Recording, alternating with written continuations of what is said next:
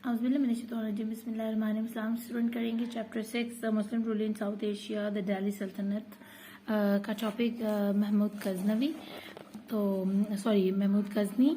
In the 10th century तुर्क मुस्लिम conquerors from Central Asia came to subcontinent and established their rule in India। अब आपको सबको पता है कि तुर्क मुस्लिम जो फातेह थे ना, वो सेंट्रल एशिया से चलकर आए हैं। कहाँ, किस साइड पर?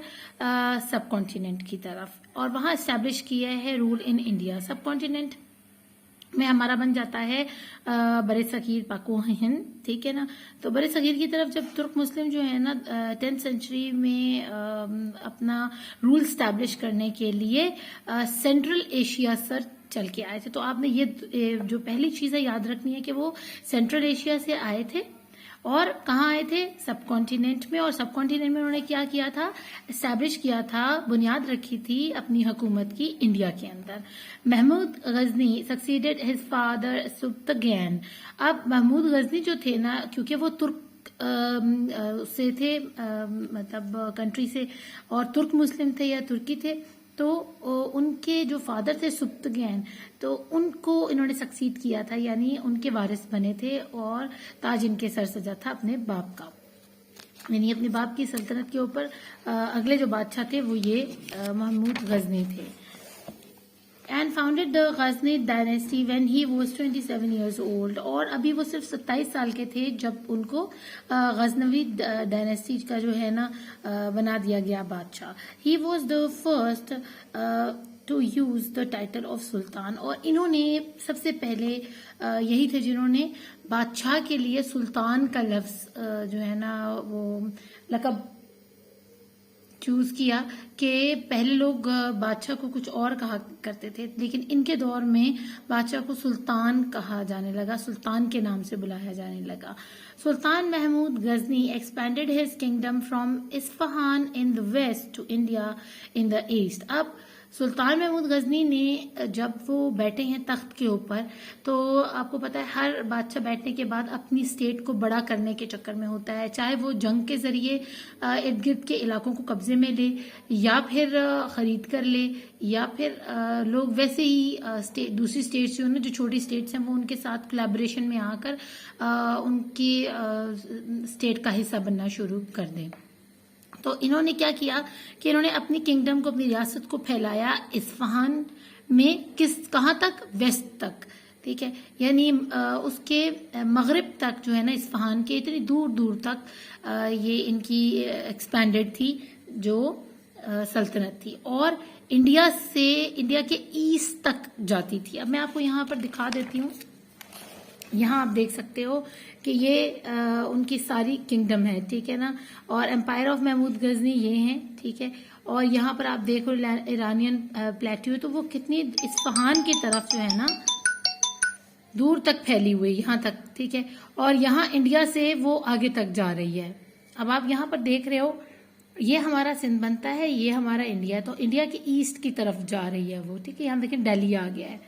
तो इस तरह इनकी जो एम्पायर है महमूद गजनी की, वो फली फूली जब वो तख्त पर जो है ना जानशीन बने अपने बाप के। He invaded the subcontinent 17 times। अब उन्होंने क्या किया? सब कॉन्टिनेंट को पै दर पै हमलों से दो चार किया, यानी बड़े सगीर पाको हिंद पर बहुत ज्यादा हमले किए। तकरीबन 17 हमले जो हैं महमूद गजनी ने यहाँ किए हैं। और इनका एक आगे चल के मैं आपको बताऊंगी, इनका जो फेमस एक हमला इंडिया के ऊपर था ना, उसमें इन्होंने क्या किया था। After becoming sultan Mahmud wanted to expand his empire towards the west into Persia. अब वो ईरान की तरफ क्योंकि जो है ना ज्यादा एक्सपैंड करना चाहते थे, अपनी रियासत को ज्यादा फैलाना चाहते थे। मैं यहाँ पर आपको फिर दोबारा दिखाती हूँ, ये देखो, ये उनकी एम्पायर है और वो इस तरफ को ज्यादा जो है ना फोकस कर रहे हैं। यहाँ आपको छोटी छोटी नजर आ रहे होंगे एरोस, यानी इतना ही इनकी यहाँ कम फैली है इंडिया की तरफ ईस्ट में, लेकिन इस्फहान की तरफ या ईरान की तरफ या पर्शिया की तरफ उन्होंने बहुत ज्यादा जो है ना फोकस किया हुआ था कि हमारी इस तरफ फैले। और अब वो क्यों फैले, उनकी जो एक्सपैंड हो, क्यों उनकी रियासत बढ़े इस तरफ? क्योंकि India compare to Persia was weaker and much richer. अब इंडिया अगर कंपेयर किया जाए पर्शिया से तो वो वीकर था, लेकिन उसके पास पैसे बहुत थे. Every time he attacked India he went deeper inland and entered into new territories. In one of his campaign in Somnath he broke the idle and found hidden treasure in them. यही वो बात थी जो मैं आपको बताना चाह रही थी कि जब इसने इंडिया के ऊपर हमला किया था ना, पर्शिया के ऊपर, तो ये हमले कर रहा था, वो अपनी फैला रहा था, जो है एक्सपैंड कर रहा था, अपनी रियासत को बड़ा करता चला जा रहा था.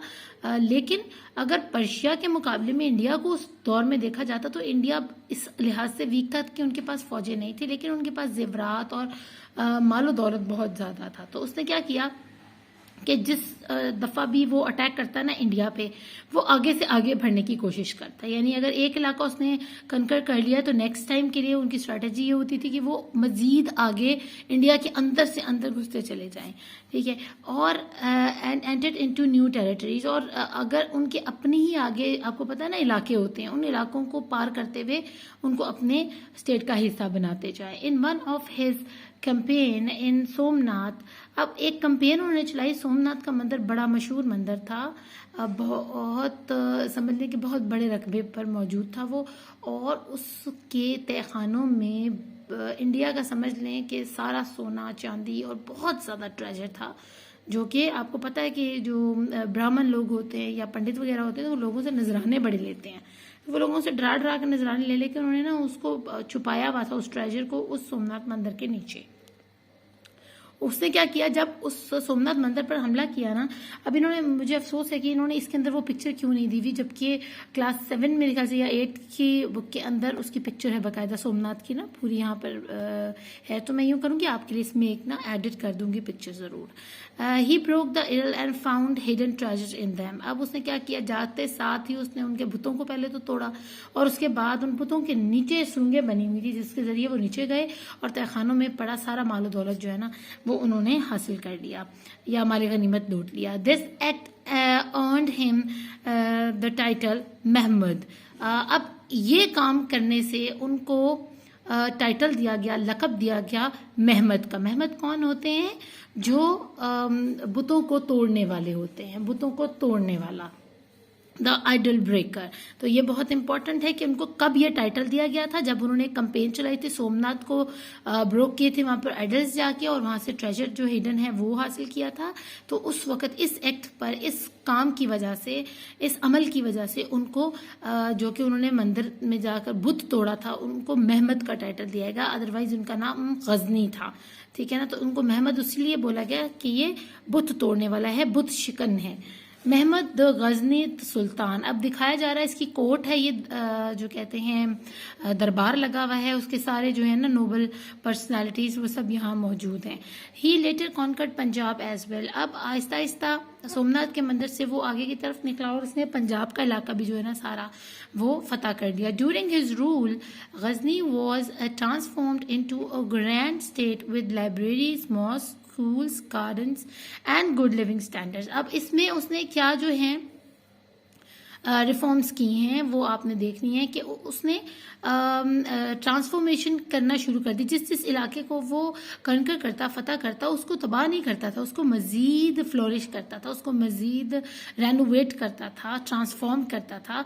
यानी उसको एक ग्रैंड स्टेट बना देता था जिसमें ना सिर्फ लाइब्रेरीज होती थी, वहाँ पर मसाजिद होती थी, स्कूल्स होते थे बच्चों के लिए, बड़े बड़े बागात होते थे जिसमें फलों के दरख्त, फूलों के पौधे और बहुत कुछ, घना सायेदार दरख्त हुआ करते थे, और गुड लिविंग स्टैंडर्ड्स यानी अच्छी रोडें बना दी होंगी उसने, और यकीनन उसने कोई ऐसे घर तामीर करके दिए होंगे गरीबों को रहने के लिए, या पानी का निज़ाम या नालियों का, सेवरेज का निज़ाम बेहतर बनाया होगा. तो यही लिविंग स्टैंडर्ड्स होते हैं ना. Famous poets like al Firdausi and scholars like al Biruni, a great historian and many artist were part of his court. अब उनके दरबार में कितने बड़े बड़े लोग बैठा करते थे. बहुत अजीम जो उस दौर के शायर थे अल फिरदौसी, वो भी उनकी दरबार का हिस्सा थे. एक स्कॉलर हैं अल बैरूनी, को कौन नहीं जानता, जो इतने बड़े तारीखदान हैं, वो उनके कोर्ट का हिस्सा थे, यानी उनके दरबार में बैठा करते थे. इसके अलावा बहुत सारे ऐसे आर्टिस्ट जो कि नक्काशी करते थे, जैसे कि आप कोर्ट में देख रहे हो, ये कितनी खूबसूरत दीवारें बनी हुई हैं, ये फर्श के ऊपर देखो, या ये फर्नीचर देख लो, या यहाँ तस्वीरें बनी देख लो दीवारों के ऊपर, तो ये सब आर्टिस्ट लोगों का काम था। तो इसके अलावा और भी बहुत से आर्टिस्ट थे, जैसे कुछ हंसाने वाले, कोई मजाक करने वाले या मस्खरे टाइप या इस तरह के ना, और पढ़े लिखे फलसफा दान वगैरह वो सब मौजूद होते थे इनकी जब लगती थी कोर्ट या इनका दरबार सजता था। Sultan Mahmud did not stay in India but return to Ghazni, leaving his very capable general Ayaz as the governor of Lahore.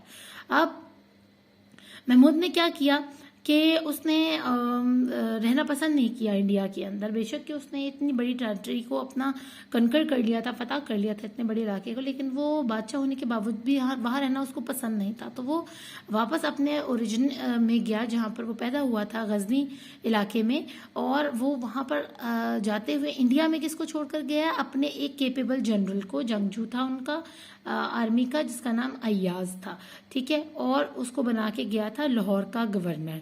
अब आपने शायद इलामा इकबाल का शेर सुना होगा,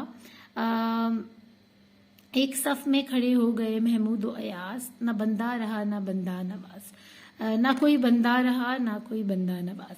तो यानी इसका मतलब ये है कि वो इतने अल्लाह वाले थे कि उन्होंने जितने भी उनके मतलब ज़ेरे निगरानी लोग थे ना, वो भी उनकी कैपेबिलिटी से इतने इन्फ्लुएंस थे या इतने ज़्यादा इंस्पिरेशन थी उनको कि वो भी उन जैसा ही काम करना पसंद करते थे। यानी महमूद और अयाज से मुराद ये है कि पता नहीं चलता था कि इसमें बादशाह कौन है और उसका गुलाम कौन है या उसका जनरल कौन है, यानी सबकी एक जैसी क्वालिटीज़ थी, तो ऊंच नीच नहीं थी। जैसे कि आपसे ने फरमाया है कि इंसान सिर्फ तकवे से जो है ना एक दूसरे से मुख्तलिफ है।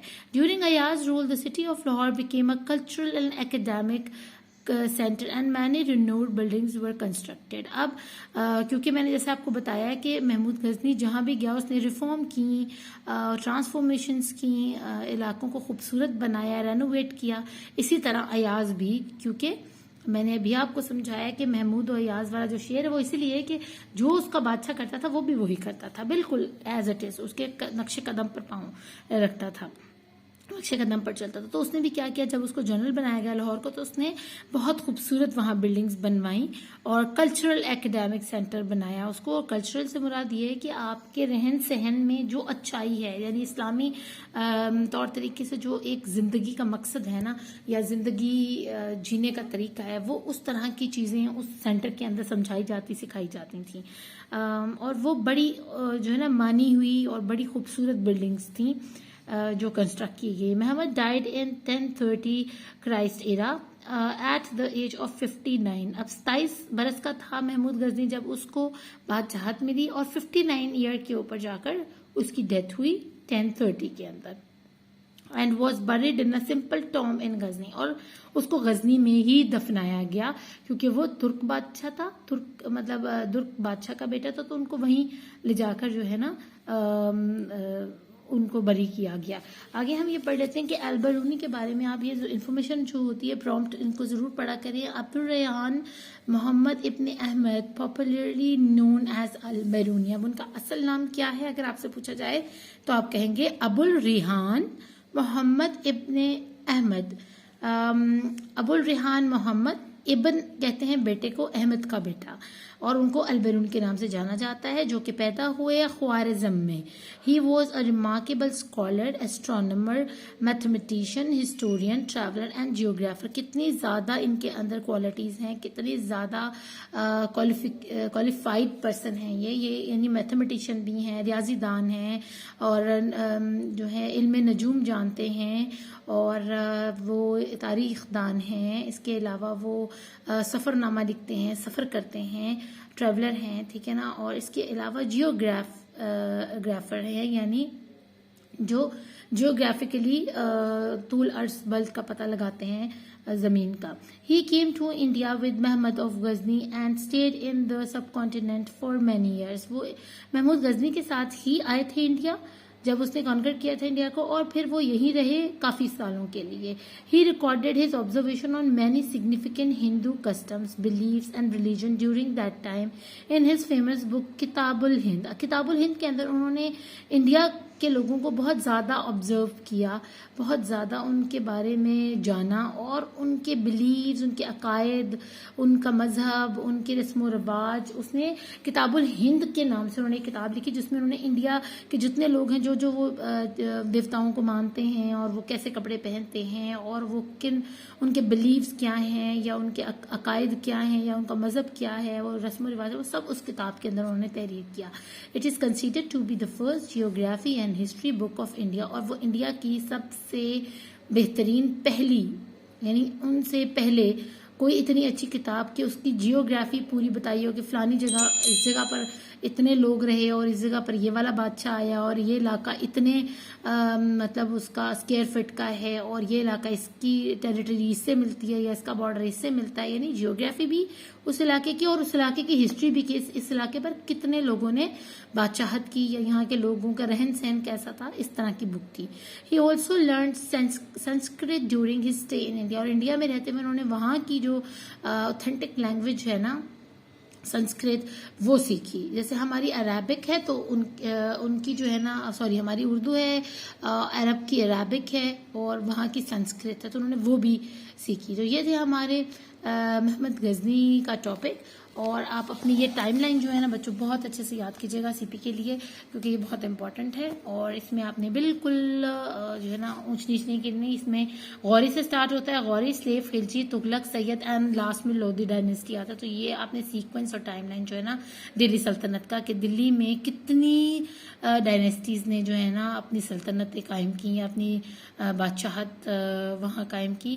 तो ये आपने ज़रूर इसको अच्छे से याद कर लेना है। होपफुली आपको समझ आ गई होगी महमूद गजनी के टॉपिक की। अपना खूब ख्याल रखिएगा। Thank you for watching. Allah के बाद।